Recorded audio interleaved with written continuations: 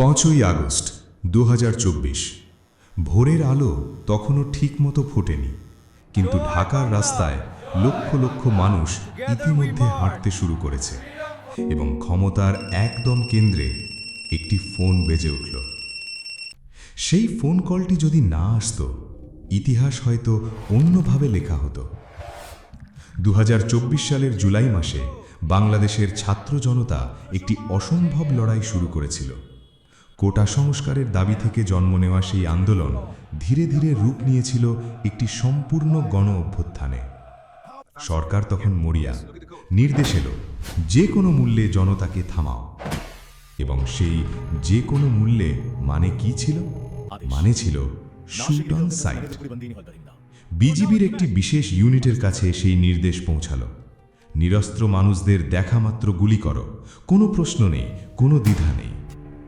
কিন্তু তারা সেই নির্দেশ পালন করেনি।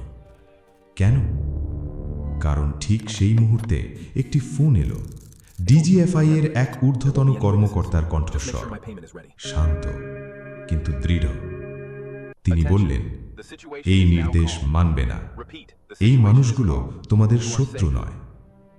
একটি ফোন কল, মাত্র কয়েক সেকেন্ডের কথা, কিন্তু সেই কয়েক সেকেন্ড হাজার হাজার মানুষের জীবন বাঁচিয়ে দিল। সেই কর্মকর্তা কে ছিলেন? তিনি কি জানতেন এই একটি সিদ্ধান্তের বিনিময়ে তাকে কি মূল্য দিতে হতে পারে? এবং সবচেয়ে বড় প্রশ্ন, সামরিক কাঠামোর ভেতরে থেকেও কেউ কেউ সেদিন মানবিকতার পক্ষে দাঁড়িয়েছিলেন। কিন্তু ইতিহাস কি তাদের মনে রাখবে? 1 আগস্ট, যে দিনটিকে বাংলাদেশের মানুষ 5ই আগস্ট হিসেবে চেনে, সেদিন শুধু একটি সরকারের পতন হয়নি, সেদিন প্রমাণ হয়েছিল যে বন্দুকের নলের সামনেও বিবেক কথা বলে। এবং কখনো কখনো একটি ফোন কলই ইতিহাস বদলে দেয়।